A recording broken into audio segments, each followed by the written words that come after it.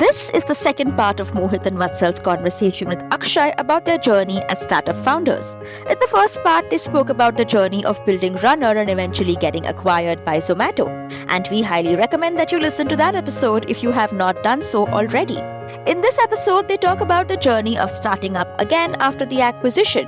Mohit and Vatsal's current venture is Ultrahuman, which operates on the intersection of fitness and technology. We live in a data-rich world today. You have access to rich quantitative data to help you decide about almost anything, be it a restaurant you want to visit or a product you want to buy online. But the human body still remains in a data dark space, and Ultrahuman is fixing this by giving you access to your metabolic data in real time to help you make better decisions about your exercise and diet regimen. Ultrahuman is a global pioneer in the field, and here are Mohit and Vatsal talking about the second-time journey of being founders. So I took a break. I didn't have any sort of ideas to work upon. So I thought that maybe I'll just take a break, and I was very fond of martial arts. So I took a break, went to this camp called Tiger Muay Thai, which is like a martial arts camp in Thailand. So it's a camp where on one side you have the mountain and the other side you have the beach. So you can train all day, 6-7 hours, and with martial artists, and essentially you go out and chill, right? I mean, that's what I did for some time. And while I was doing that, I was speaking to Vatsal almost on a daily basis, thinking about what are things that we could do, because I was physically very stimulated, obviously because of all the training, but mentally I was not, right? I mean, I wanted to build something new. So we discussed a bunch of things that we could do around remote work, around virtual tools, and our conversations used to always end at the world of health and fitness. Like, how can we build something in that space or actually not even building in that space. We used to start talking about this is what's happening in health and fitness. These are the new type of companies and the things that people are doing.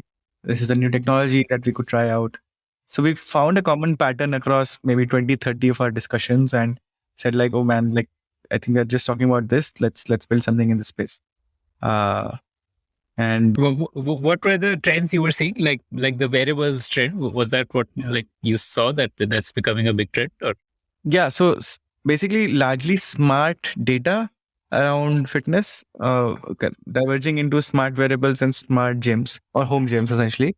But we saw Pelotons of the world, Tonals of the world, Whoop emerging, or all of these companies. And it's really interesting to see because it just 1 year back or a couple of years back, you would just hear of the gyms and your calorie trackers and your step trackers. And suddenly there is this surge of new companies going deeper into the biology of human being. And it's really interesting as a science student that you always want to learn more about your body. You want to learn more about the universe around you.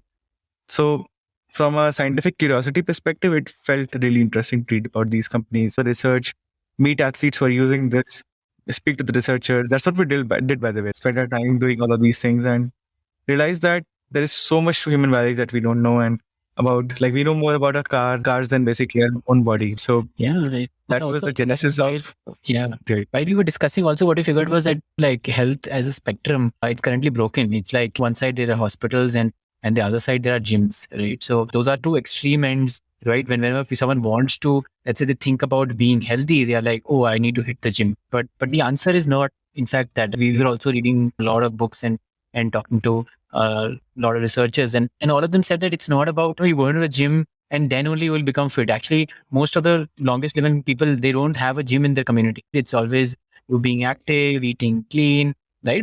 But how do you kind of get that to the consumer? It's a very, very difficult problem. I mean, you could always say, oh, sleep well, eat healthy, and you will be healthy. But what are these things, right? What is healthy? There is no definition of it, right? Everything is so hard to kind of comprehend. And that was the problem as well, right? Where people, whenever they start on this journey, they're all lost, right? Because there are so many things. There are so many protocols, so many trainers talking about, oh, this diet, that diet. Which direction should a user take? Is a very hard problem, right? And it still is, if you look at it. Someone wants to start on their health and fitness journey. It's all over the place. They don't know where to go, what they need to do. And that is what we wanted to solve. Your user, can start off their journey in an unbiased format. It's not it's driven by someone's agenda of selling a protocol or selling a supplement or a diet. It has to be unbiased. It has to be technology looking at your body and telling you, oh, this is what if you do this, this is what it'll help you in that. And of course, a lot of iterations and stuff came up with it. What was the basic product idea that you had? Like, okay, you figured out that it is possible to get a lot more information about your body, and then you figured out that the current products in the market are either like gym oriented or like hospitals. So like, what was your product idea like? So we wanted to bring back objectivity to an individual's health journey, right? So while all methods work individually for people, like for example, going to a gym is not a bad answer for most people. Eating, like let's say, a balanced meal is not a bad answer for most people, but it's about the minimum effective dosage or the precise dosage that you need to actually get better with your health journey. So why is this required? Because most people are unsuccessful with their health journey. If there were great answers out there, most people would have been successful, and then there would be a last mile of 20% left, which is finding it hard. But if you look at almost 95% of people struggle with their health, one issue or the other, and just maybe 5% of hyper motivated people make it. So how do you, I mean, if you have a problem where most people don't make the cut, or most people are not getting the right answer for themselves, we felt the best answer is to actually show people the reality, which is the data, and let people decide and find out the best answer for themselves. So if people can see for themselves, given that there are so many nutritional like methods and diets and exercise protocols out there, if people can see their own data and decide by themselves, that is probably a platform way to help everyone, right? Because you might not like strength training, you might like cardio, you might want to play sports, you might want to like just be more active and walk and invest in your sleep. So you could be any of these people and then arrive at the same or similar health outcome and not be boxed by a solution, which is basically, oh, I just have to go to the gym, or I just have to take nutraceuticals, or so. Because the reason was that everybody's unique, everybody's biology is unique, our lifestyles are unique, our stress levels are unique. So giving people awareness of their own state of their body and showing them data was the approach that we took. And that's why blood glucose, that's why I'm thinking about building our own wearable as well very, very soon. So yeah. Okay. So how would what you built be different from, say, an Apple Watch, which also gives you information about your body or your health? Like what did you want to build, which was not already being done by the more mainstream wearable products? So Apple Watch is a wearable, and what we are building is a bio wearable. So the difference really is that we get in more biological, like more layers of biological data. Like even Apple Watch, for example, has started getting into heart rate variability and other factors. But then we went a step deeper and said that why don't we look at the factors that affect your metabolism, like for example the levels of your glucose, or like state of your nervous system through HRV and What is HRV? heart rate variability. So yeah, so heart rate variability is a marker of your nervous system essentially. So it can tell you whether you are parasympathetic or sympathetic. So it is also a stress marker. What are these terms? Parasympathetic, sympathetic. Sure. So basically, parasympathetic and sympathetic. So when your sympathetic body is sort of like in fight or flight mode, where you're parasympathetic, you're in the rest and digest mode in some ways. And the ideal thing is to actually be in balance, right? You can't be in rest and digest always. You can't be in fight or flight always. And in current society, generally we have this imbalance in our lives that we are too much in fight or flight, like we are too much stressed, or we are always running and we are not getting enough rest, or basically we are too rested, we don't have any stimulation. That's also a problem. So HRV can give you a view of that balance of where you are. And similarly, blood glucose, more is not good, less is also not good, because glucose is like it's not. So glucose, people sometimes think that, oh, glucose is a negative term because it's associated with diabetes, but it's also just like things in nature. Nature cares about balance. It does not care about more or less. So human physiology ensures that you need to have glucose in the optimum levels. If you have more glucose in your bloodstream, then you have higher insulin levels as well, which leads to downstream issues in your body around your cholesterol being oxidized, which potentially leads to arteries getting blocked, right? So I mean, I'm just oversimplifying the phenomena, and some medical doctors might want to punch me, but this is a phenomena. This is a very legit phenomena. But so more is not good. Less is also not good, because glucose is a fuel of your brain. So if you're underfueled, and we're all people who are cognitive species, right? So we want to think, we want to perform, we want to create new art. So if we are underfueled, then that's also not okay.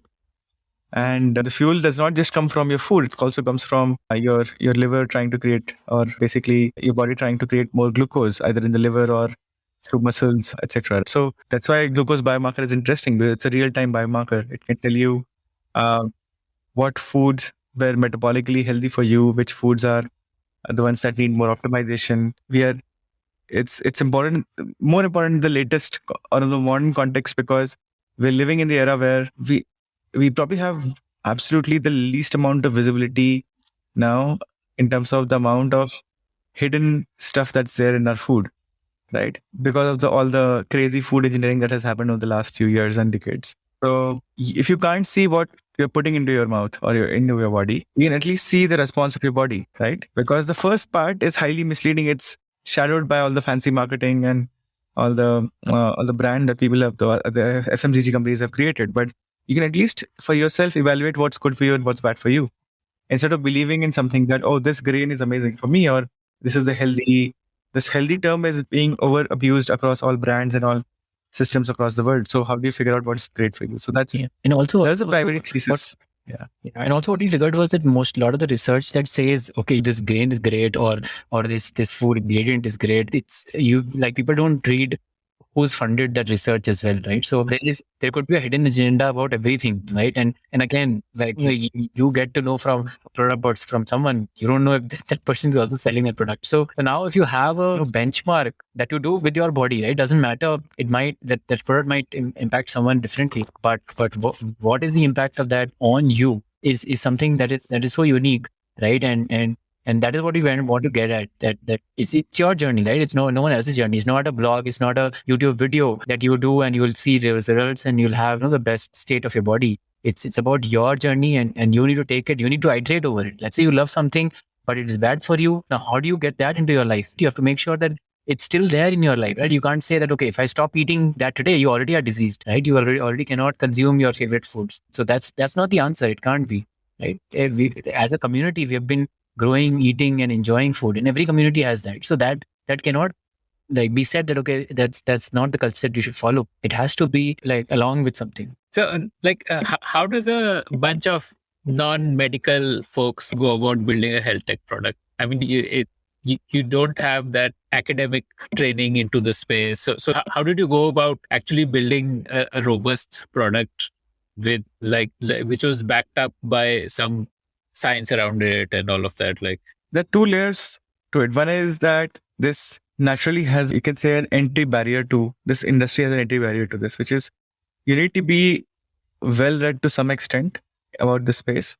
Even if you don't have academic qualification, you need to basically understand what are the modern practices to understand that the best place is actually to look at, let's say, evolved markets and look at what sort of health products are people using. So as an internet entrepreneur, this is your strength. As a researcher, this might not be my strength, but as an internet entrepreneur, this is my strength. I can understand new businesses, new age businesses, internet businesses in a much better way. That was one stream of learning. The other stream of learning was more traditional, which is we had to learn physiology ourselves. We had to go through loops of learning human biology. We had to go through our loops of going deep into the subject ourselves: microbiology, human biology, physiology, all the popular subjects as well, like the usual stuff around. Let's say if you read David Sinclair's book Lifespan, or basically all the new Andrew Huberman stuff, etc., etc., etc. But also the ones that are taught in the medical schools, because you're essentially working with folks from the industry who are top researchers, doctors, coaches. And even if you don't have the same level of knowledge, you should have the base entry level of knowledge to actually have a informed conversation. So it did take some entry barrier cost, but I think apart from that as well, it took us months and months and months and months of learning, and it is still an ongoing experience. And we believe that's going to be our strength. In fact, we're starting from a place which is not academic, but I think eventually this is going to be our strength that we are going to play upon. That internet entrepreneurs learning more about human biology and learning more about medical sciences, because we are coming from an information age and era. We could learn faster and we could learn more practical stuff because we are working with more practical folks. Essentially, we are working with people who have actually seen more clinical trials than actually read theory. So, so that's how we feel about the learning problem here. You have the benefit of the outsider's ability to question assumptions, which someone from the system may not be questioning assumptions as much as an outsider would. Yeah, I mean, that's definitely an advantage. But at the same time, I think unless we have the minimum base level of knowledge, we can't ask intelligent questions. So we have to, there has to be some level of qualification for asking intelligent questions. Okay. So your thesis was to build something which empowers the user with data. And like say glucose or HRV, like these were the two main things. And like, how did you go about building that? Like, So tell everything. me about that actual. Everything. So we believe that, so these are biomarkers, right? These are markers for your own biology. You can read and understand these markers to understand in an objective way how your body functions. And we believe there are two types of biomarkers. One is the dynamic biomarkers, the ones that change real time with your lifestyle. So for example, I eat something, this biomarker changes. Glucose, I get stressed, the other biomarker changes. HRV, for example. And Or you work out, that also causes the HSV to change. Absolutely. And also glucose to change because of gluconeogenesis. So these are the dynamic biomarkers. Sleep is also a dynamic one. It changes on a daily basis because you have to actually sleep to see sleep biomarker. But then there are static ones as well. I mean, this is sort of like an internal classification, but the static ones are the ones that are also moving, but they don't move as fast, essentially. So for example, my couple of months period, like my LDL levels or my cholesterol levels or essentially my biological age, telomeric age, for example, or basically my microbiome status. All of these things take time to change because they happen over months and weeks and not essentially over minutes and hours, essentially. So for example, today I can switch from fat burning to carb burning mode by doing 5 or 6 different things. Or I could, for example, get a mega insulin spike earlier in the day, and then all my fat burning gets shut in the body. I can do that. The response and the outcome is instant. Whereas if I want to change a microbiome, I can't warm my microbiome and basically expect my gut to change, right? Today. I have to do it gradually, right? Because You can eat antibiotics and do it. that you can do. I'm saying not in a symbiotic way, not in a way that is sustainable. So because your microbiome is almost like a colony and a colony of people, for example. And if you go one fine day and they said, "Oh, get the fuck out," like all of you guys, so that's going to be a backlash. But if you can tell people that, "Oh, we are getting in more interesting people in the colony," and then you guys basically should extend a colony or let's find peace, the middle ground. That's a much more gradual way. So that's one way to think. So like what is the product you built around measuring all of this? Like tell me about that actual what you have built so far. Like the first thing that we built is this. It's on the arm. Can you see it? It's a patch. The glucose patch. You put on the glucose biosensor. It starts transmitting glucose to your smartphone. The glucose data that we pick, we apply algorithms on top and generate insights. Insights that seem or basically can tell you more about how your glucose variation during sleep or what your glucose variation during sleep would mean or post food means for you, essentially. So how glucose varies post food and post activity, post sleep, mid sleep means different things. So all these things are different algorithms and different views or lenses to look at glucose. Obviously, people can't remember these things. So we applied these algorithms and created a score called the metabolic score. The metabolic score is a score out of 100, and higher the score, better your state of metabolism. All right. So what you're trying to do on a daily basis in real time is that you're trying to increase your score as much as possible, right? So higher the score, the more. No, so fat burning is a much more complex phenomena. So higher the score, more balanced your state of metabolic health is, which basically means in simple terms, you don't have enough, the factors could be things like you don't have a lot of glucose variability. Your glucose is fairly stable, which basically means your insulin response will also be stable, which means that your average glucose is not on the higher side, it's on the lower side. So body is doing a great job in terms of managing glucose. So to remember, body does not want a high level of glucose. It does not also want a low level of glucose. It wants to modulate. And to moderate and modulate glucose, essentially it uses insulin. So insulin is like a carrier molecule, right? So it picks up glucose and transports it to places or cells where you can use glucose to actually use it as fuel, essentially. So body is moderating it, but when it fails to moderate because you're over-consuming types of food that are non-healthy metabolically, not sleeping well. So if you don't sleep well, body becomes more insulin resistant, right? So your body has insulin, you have glucose, but the same insulin stops working for you because body becomes more insulin. Lack of sleep creates insulin resistance, basically. So those are the things that start happening, and a glucometer can actually preventively tell you, like the glucometer and the algorithms that we have built, which we call Cyborg as a platform, can preventively tell you how much more optimization scope do you have in your metabolism or your state of metabolic health. Now, why is this important for somebody who does not have a problem? Is because you can, on one spectrum, avoid all the diseases that, by the way, affect almost 90% of our population.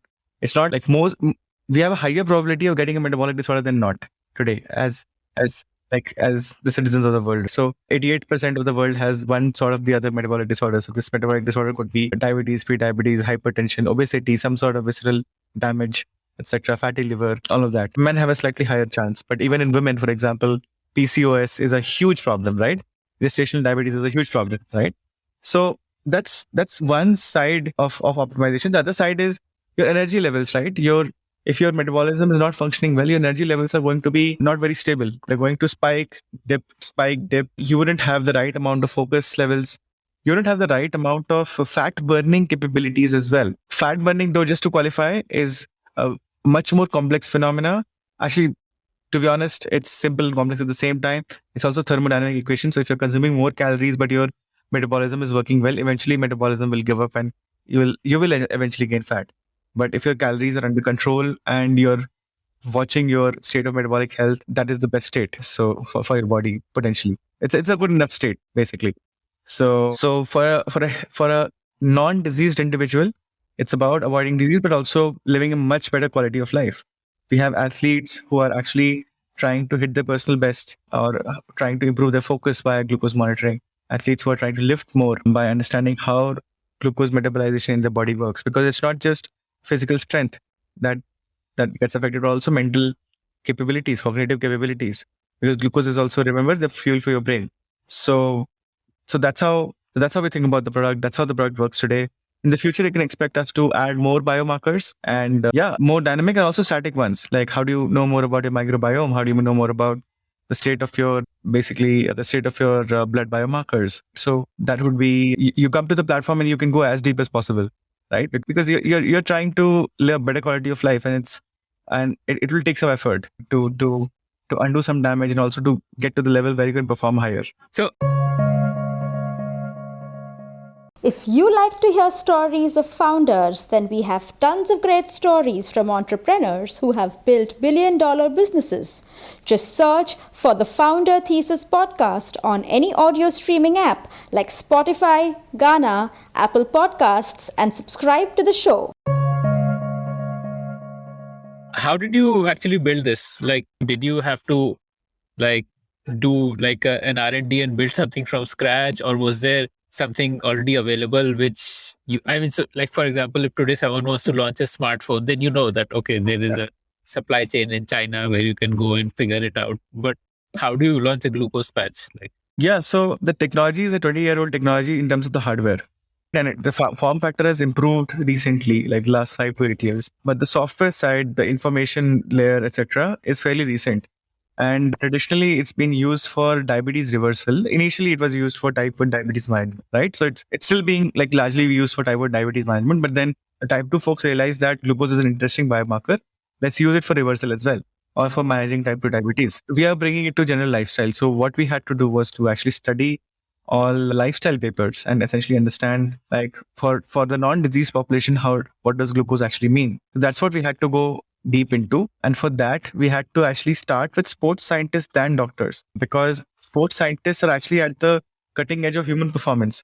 They're not trying to help people reverse a disease, but they're trying to help people live a better quality of life or to perform better. So we started with sports scientists, basically who had formal sports science degrees, had basically exercise physiology background, etc. And then we started adding more layers of medical doctors. You'd see that medical doctors are more fact-oriented. Obviously, sports science are more experiment-oriented. It's a good balance, right? You want to have both people in your team, people who can tell you the truth upfront and people who can actually say that, oh, we can take this risk potentially. So that's what we did over the last 15, 18 months. Got a good balanced team into the picture around sports science and medical team, medical panel. And we are internet entrepreneurs. So we have this power of being able to think and wear both hats. Basically, the idea that we can learn everything and anything if we put in enough effort is what we believe in. So that's why we have been able to sort of strike a balance, and that's what it takes. But in terms of you're selling a physical product, so how did you figure that out? What do you mean? Do you manufacture this in-house, or you that glucose patch? we don't manufacture it in-house. We partner with OEMs like Avid, Texcom, Vitai, all of these folks, essentially. These are some of the largest companies in the space. And we partner with them, and then we essentially help people use the products and derive insights. The software layer is ours, the information layer is ours. But like you're not selling it as like a branded product of your own, but you are like what Google does, like the Android OS is theirs, but like you can use a Samsung phone to access Android OS, or you can use a OnePlus. Like is that what you're doing? Or So I think it's slightly more complex than that. The idea really is that the fact that we need to have, it's a medical device, first of all, right? So if it's a medical device, people need to have substantial amount of trust on the system before using something like this. So that's why we went with a trusted partner who has basically tested this product with thousands and potentially millions of people. And the hardware question is out of the box, and out of the question. Hardware thing is out of the question, and then people have to just start forming trust on the software layer and the insights layer. So that's how we started. Yes. but so you're not selling it under your, like, this doesn't carry your branding, it carries the branding of the partner, or like. So the way to think about this is that yes, it does carry the branding of the partner as well, because people should know what people deserve to know, obviously. So when this data about glucose comes in, how do you know that this data is coming after he ate something, or this data is coming after he exercised, or this data is coming while he's sleeping?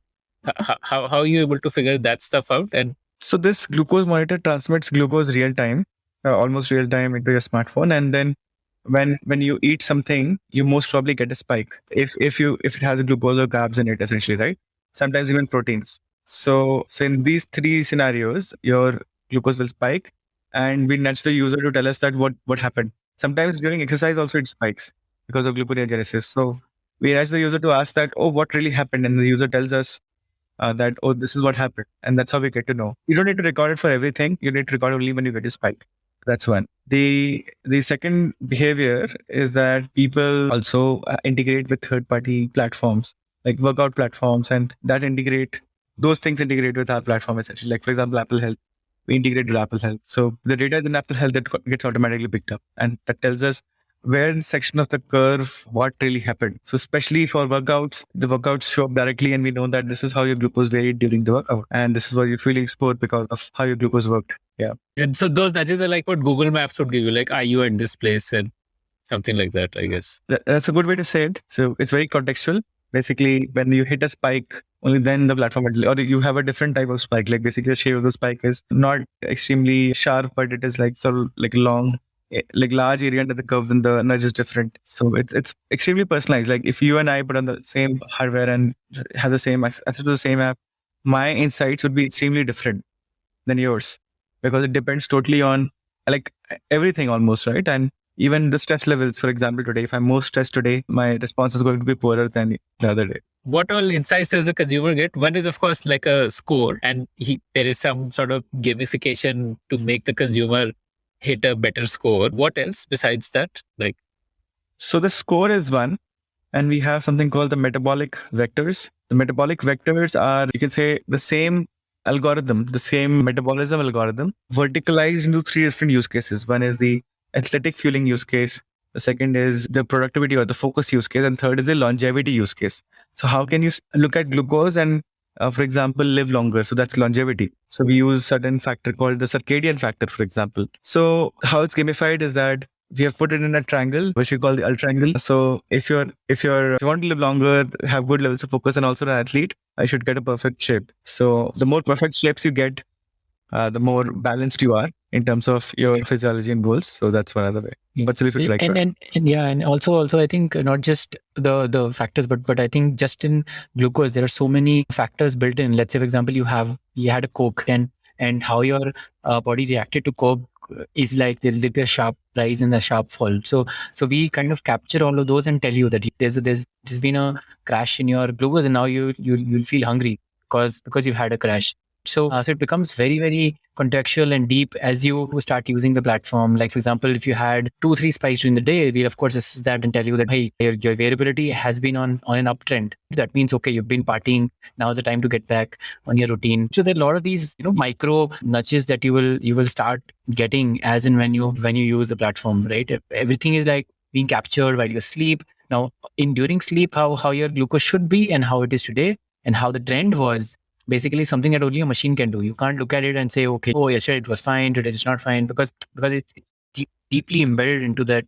data stream. So you could start doing stuff like recommending it's time to eat something, or even recommending what kind of food to eat, and because the glucose is low, so the consumer will feel hungry in a cup in like a little while. So before he does something like snacking, he should eat something healthy. There's so many possibilities. Like, I mean, you're looking at health as a all day activity than a 1 hour at the gym activity.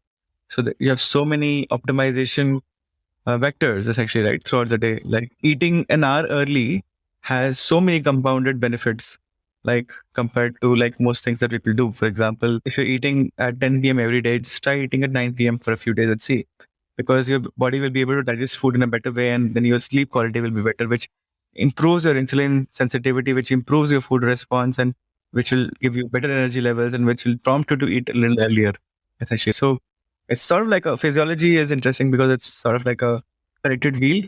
So if you just move one leg and then everything moves together. And so is this like a prosumer, I don't know how to pronounce that word, but like a pro-consumer product, or is it for a lay consumer? Like, are you looking at people who are like real enthusiasts to adopt this, or like who's the product for? So everybody who is curious about their health. So people who are more objective and curious, the platform for them. If we speak to 10 people around us and ask them the question that, do you want to live a healthier quality? Like, do you want to be more healthy? Everybody says yes. But within that set, you have people who are more curious, right? They want to approach it in a new way, because unfortunately, most people are unhealthy, or they are struggling with their progress in fitness, right? So we spoke about the 95 and 5 ratio, right? So out of these 95 people out of 100, if people want to commit to a new method and an objective method, we are a platform for them. If not today, then tomorrow. That's how we think about it, because everybody wants to live a great quality of life. There's potentially everybody wants a great quality of life and wants to have good energy levels, wants to be devoid of disease. There's this famous saying, right, that a healthy body has 1,000 needs, a sick body only has one. So essentially, nobody wants to fall sick eventually. So falling sick should be an option for people eventually, in the next few years, maybe. So that's what we want to get to. That being healthy should be an option. Today, you don't have that option. Today, you're bombarded with confusing stuff all around. So can you take objective measures and find your path which works for you? That's probably the best way. Okay. And what does it cost? There would be like a one-time cost for the patch and then a subscription, I guess. So we don't have a subscription yet, but you can purchase 14 days of monitoring for $5,000 and around 3-month monitoring for, I think, around $24,000, and 1 year is close to $1 lakh.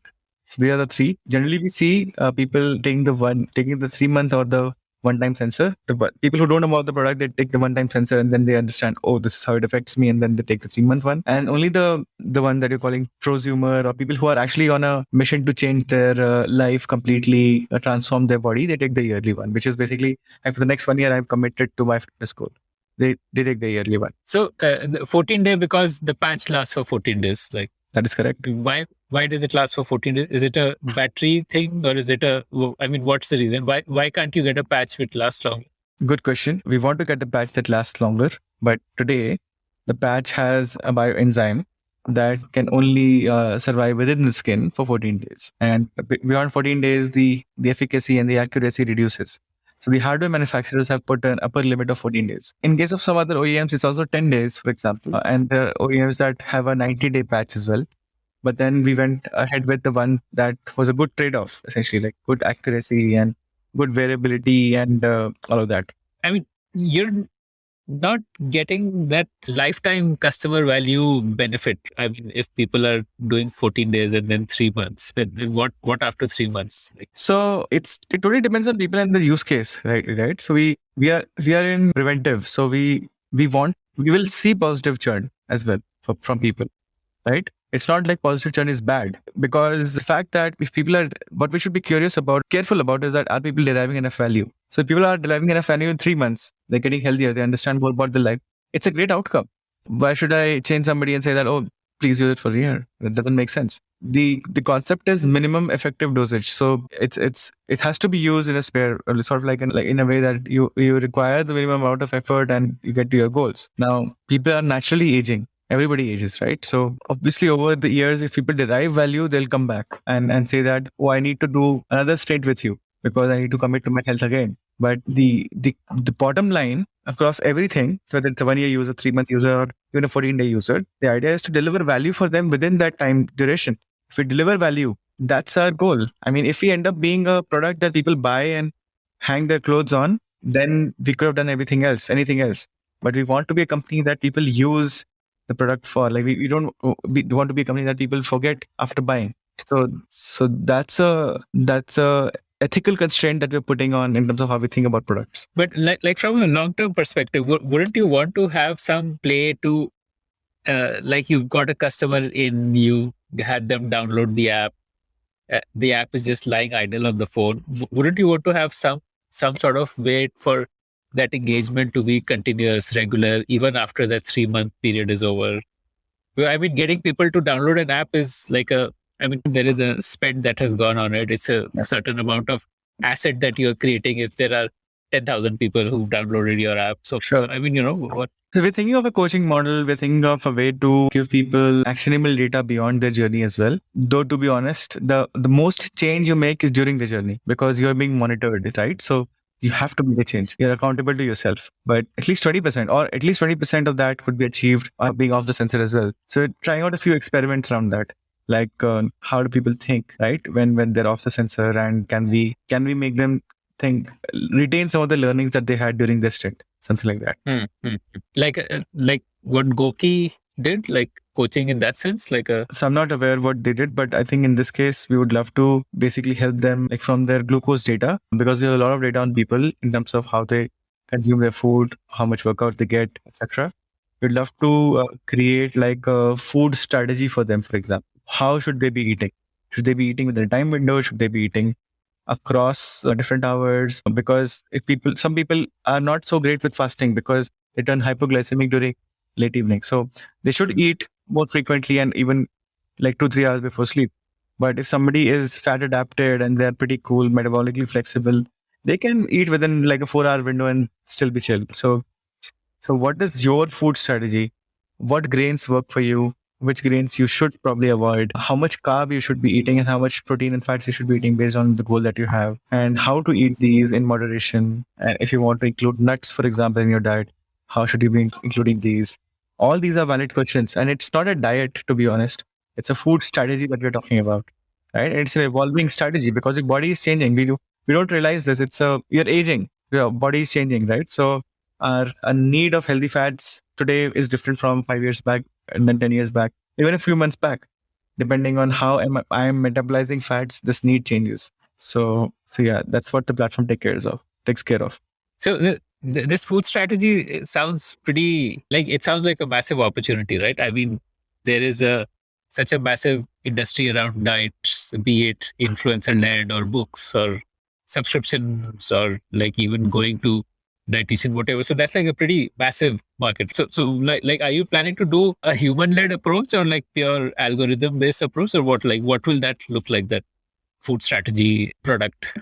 We don't know yet, so we'll probably do a combination of these two. We'll start with the answer that looks like that something that works for people, and then make it scalable. And that would be like a subscription model, I guess, like a monthly subscription for personalized food strategy.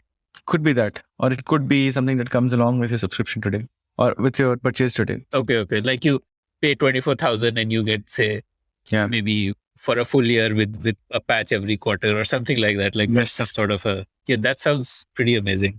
Okay. And how are you doing customer acquisition? Like today, it is completely organic because we have a wait list. And what happens is wait list of 30,000 plus people. And what happens is people, when they put on the patch, they post it on Twitter or Instagram. And when they post it, more people want the patch. So that's how the growth engine works today. And so that's what we have been trying to fulfill as fast as possible. Yeah. Okay. But why do you have a wait list? Is it like a supply constraint of patches or like a strategy? No, it's a combination of us trying to ship the most reliable platform to people in increments. So let's say, for example, theoretically, if you ship out 10,000 invites today, and all 10,000 people tell you the same thing, that, oh, this feature was not working for me, then what have you learned? You haven't learned much. But if you ship it to 1,000 people, they tell you 5 things that don't work and 5 things that work, and then you fix those 5 things that don't work and ship it to the next 1,000, then you as a platform have learned much more. So that's one reason. And then there is a supply constraint as well, but it's a combination of these two. Okay. Essentially, it's a way to do fast iteration, like keep doing small batches, improve, and then. Yeah, that's what private beta is there for. Yeah. But how did you get such a large volume? How did you kickstart it? Like, was it just like you put out a tweet saying that we are now in beta mode, and then Yes, people applied, and then it just like snowballed from there? that's how it happened. The first Exactly this. tweet. Yeah. Amazing. And I think you've been covered by a lot of global publications also. Are you like largely doing it for Indian market, or are you shipping across the globe? We'll do it for the world. We believe this is a global Like problem. right from now also, or like Not yet. We are increasingly finding ways to scale to the US market and the Middle East market. So that's how we're thinking. okay. And like, how did you fund this? Like, what have you raised funds so far? Tell me about that. We raised $25 million in 2 rounds. Our seed was 7.5, and then we raised $17 million round recently. Yeah. So that's what we've raised. And what was the like the second round happened pretty fast, like after the seed round? Like, what was like, was it the traction so far, or what was that? Yeah, the traction, user love, organic interest around the brand, like basically the ability to create a novel method, an algorithm, the IP, essentially all of these factors.